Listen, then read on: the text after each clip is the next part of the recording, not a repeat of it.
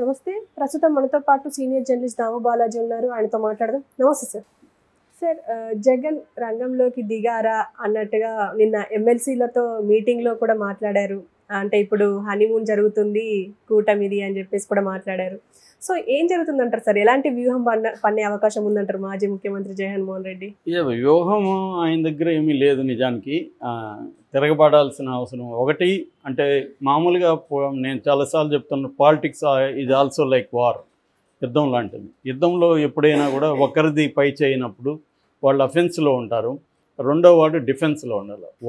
వార్ఫేర్లో అంటే యుద్ధ కళలో డిఫెన్స్ అఫెన్స్ అనేవి రెండు కూడా ఉంటాయి. నువ్వు అఫెన్స్ చేయగలిగితే సరిపోదు, డిఫెన్స్ కూడా. అంటే దెబ్బ కొట్టడమే కాదు, దెబ్బ తినడం కూడా నేర్చుకోవాలి. దెబ్బ తిని తట్టుకోవడం నేర్చుకోవాలి. అందుకని మాకు కూడా ఇప్పుడు చెప్పించేవాళ్ళు ఏంటంటే, ఒక్కోసారి మనం విప్లవం ఏమీ చేయకపోయినా బతికుండడమే విప్లవం చేయడం అని చెప్పేవాళ్ళు. అంటే నువ్వు చావకుండా ఉంటే మళ్ళీ నీకు సమయం దొరికినప్పుడు నువ్వు ఫైట్ చేస్తావు. అందువల్ల డిఫెన్స్ పీరియడ్లో ఏంటంటే ప్రధానంగా నిన్ను కాపాడుకోవడం, ఆరోగ్యంగా ఉండడం, మెంటలీ సేన్గా ఉండడం, నీ శక్తుల్ని కూడా తీసుకుంటా రావడం మెల్లమెల్లగా. ఇది డిఫెన్స్ చేసే ఇది. దాని తర్వాత ఎక్కడ ఎనిమి దగ్గర ఎక్కడైనా పగుళ్ళు అంటాం కదా, కొంచెం గ్యాప్స్ కనబడినప్పుడు ఆ గ్యాప్ని పెంచాలి, పెద్దది చేయాలి. మనం ఎక్కడో ఒక చోట చిన్న గ్యాప్ వస్తుంది, దాన్ని సైలెంట్గా పెంచాలి. ఇటువంటివి చేసుకుంటూ వెళ్ళాలి. అట్లాగే ఇంకొక సామెత ఉంది, శత్రువు నిన్ను దెబ్బ కొడితే నీ దెబ్బ నీకు తగలకూడదు, ప్రజలకు తగలాలి. నువ్వు శత్రువు మీద దెబ్బ కొడితే ప్రజలకు తగలకూడదు, శత్రువుకు తగలాలి. సో ఈ టాక్టిక్స్ కూడా ఇప్పుడు పనికి వస్తాయి.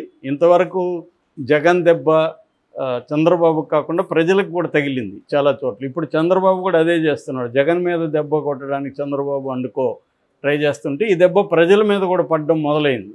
ఎందుకంటే వీళ్ళ అటాక్స్ అనేవి సాధారణ ప్రజల మీద కూడా అయింది. ఒక ఊరిలో ఒక బ్యాచ్ని కొడితే ఆ ఊరు చుట్టుపక్కల ఊర్లంతా కూడా తెలుగుదేశానికి యాంటీగా మారే అవకాశం ఉంది, ఇప్పుడు కాకపోయినా మెల్లగా. సో ఈ సిచ్యువేషన్ని వీళ్ళు క్యాష్ చేసుకోవాలి. సో ఇప్పుడు జగన్ మెల్లమెల్లగా అతను ఫస్ట్ రోజు దుఃఖంతో పూడుకుపోయిన గొంతుతో మాట్లాడినాడు. నేను ఇంతమందికి చేసా వీళ్ళ ఓట్లంతా ఏమయ్యాయని.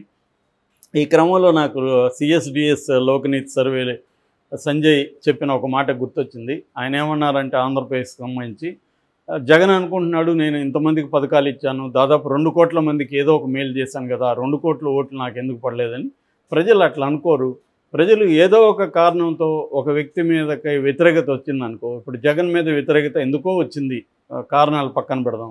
వచ్చినప్పుడు జగన్ వాళ్ళకి చేసిందంతా కూడా వాళ్ళు ఎలా మాట్లాడతారంటే, నాకేం చేశాడు జగన్, నాకేం చేయలేదు సార్ అంటారు. ఒకవేళ చేసినారు కదా అని మనం ప్రూఫ్ చూపిస్తే, ఇదేమన్నా వాళ్ళ ఇంట్లో నుంచి తెచ్చిచ్చాడా, గవర్నమెంట్లో అయితే కదా ఇచ్చాడు, మాదే మాకు ఇచ్చాడు అనేది మాట్లాడతారు. అలా ఉంటుంది ప్రజల రియాక్షన్. మేము సర్వే చేసినప్పుడు ఇలాగే మాట్లాడారు జనం. కాబట్టి అదొక్కటే సరిపోదు, అనేక అంశాలు పరిగణలోకి తీసుకోవాలి. మనం ఒక సక్సెస్ని ఫెయిల్యూర్ని అనలైజ్ చేసేటప్పుడు అన్ని సిఎస్డిఎస్ లోక్నీతి సర్వేకి సంబంధించిన వాళ్ళు చెప్పారు. అలాగా జగన్కి ఎంతసేపటికి కూడా ఫస్ట్లో మాట్లాడిన దాంట్లో నేను ఇంతమందికి చేశాను, ఎందుకు నాకు ఇంత ఘోరంగా వీళ్ళు పనిష్మెంట్ ఇచ్చారు అనేది మాట్లాడాడు. దాని తర్వాత మెల్లగా కోలుకున్నాడు తను కూడా. తను ఒకటేమో ప్రమాణ స్వీకారానికి వెళ్ళొద్దు అనుకున్నాడు. ఎందుకంటే ఒక పక్క దాడులు జరుగుతూ ఉంటే ఆ దాడులు చేస్తున్న అతను ప్రమాణ స్వీకారం చేస్తూ తను పిలిస్తే తను వెళ్ళి అక్కడ పార్టిసిపేట్ చేస్తే వీళ్ళకందరికి కాలుతుంది. నువ్వు మమ్మల్ని పరామర్శించకుండా దాడులు చేసే వాళ్ళ ప్రమాణ స్వీకారానికి ఏ ముఖం పెట్టుకొని వెళ్ళావు అన్న విమర్శలు రావచ్చు అని చెప్పి జగన్ వెళ్ళడానికి మనస్కరించుకు వెళ్ళలేదు.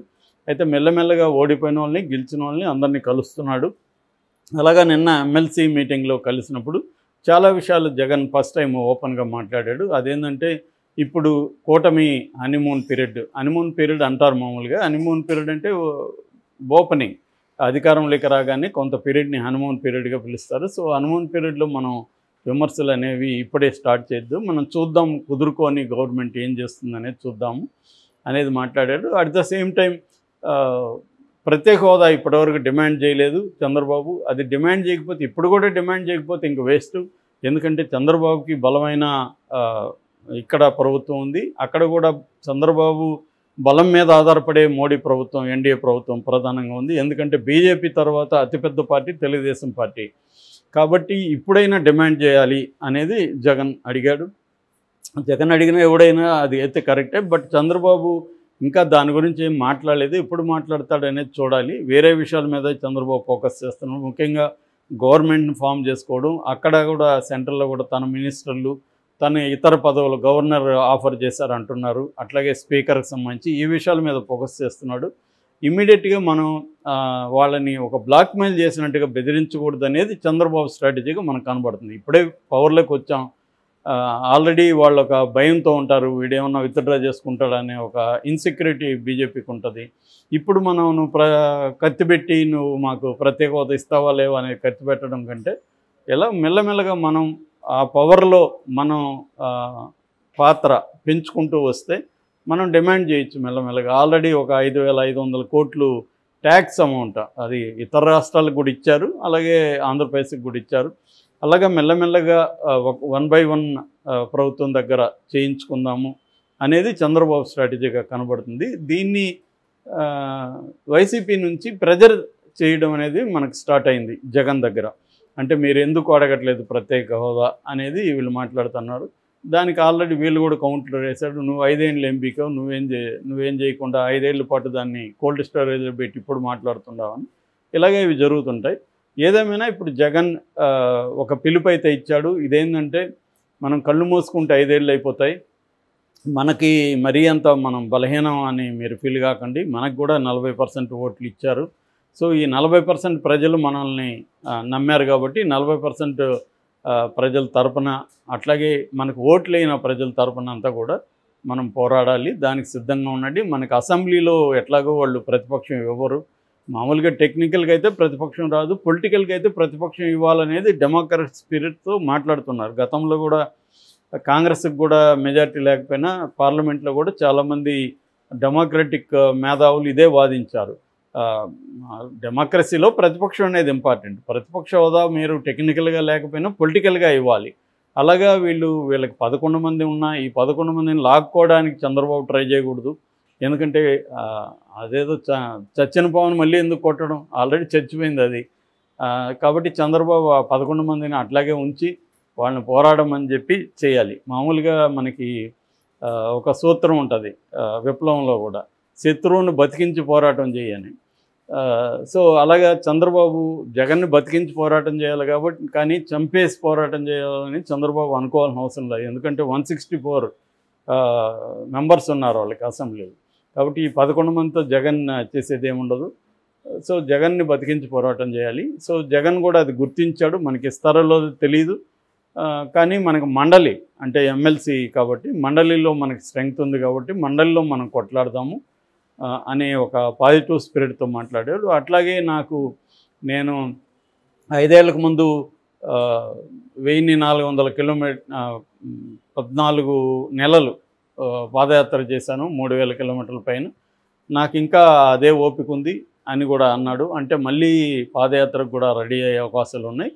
ఇమ్మీడియట్గా జగన్ కర్తవ్యం ఏంటంటే ఇప్పుడు దాడులు జరిగిన ప్రజలకు భరోసా ఇవ్వడం, దానికి సంబంధించి ఒక స్ట్రక్చర్స్ ఏర్పాటు చేయడం. అంటే ఎవరి నియోజకవర్గంలో కమిటీని, పొలిటికల్ కమిటీ ఫార్మింగ్, తర్వాత లీగల్ కమిటీ ఫార్మింగ్. అంటే పొలిటికల్ కమిటీ ఏమో అక్కడ జరిగిన దాడుల్ని అది పొలిటికల్గా ఎదుర్కొంటుంది, ప్రచారం తీసుకొస్తుంది, జనాల్లో అవేర్నెస్ తీసుకొస్తుంది. లీగల్ కమిటీ ఏమో కోర్టుల్లో కేసులు, పోలీసులు కేసు తీసుకుపోతే కోర్టులకు వెళ్ళడం, కోర్టుల్లో కేసులు చూడడం, పోలీస్ స్టేషన్లో కూడా ఎఫ్ఐఆర్లు, కేసు డైరీలు, ఛార్జ్షీట్లు ఫేమయ్యేట్టుగా చూసుకోవడం, ఈ పని అంతా ఇది చేస్తుంది. ఇదేంటంటే జగన్కి చంద్రబాబుకున్న తేడా ఏంటంటే ఇవి ఎప్పటి నుంచో చంద్రబాబు నిర్మించాడు పార్టీలో, కానీ జగన్ నిర్మించలేదు. ఇప్పుడికిప్పుడు అవి ఉన్నా కూడా పేరుకి స్ట్రాంగ్గా లేవు, ఇప్పుడు అవి చేస్తున్నాడు. ఏదేమైనా జగన్ కూడా రంగంలోకి దిగినట్టుగా మనకు అర్థమవుతుంది. డిఫెన్స్లోకి జగన్ దిగాడు. దీన్ని మెల్లమెల్లగా అఫెన్సివ్లోకి జగన్ తీసుకురావాలి, అది అతని కర్తవ్యం. అది టైం పడుతుంది, ఇట్ టేక్స్ టైం. వీళ్ళే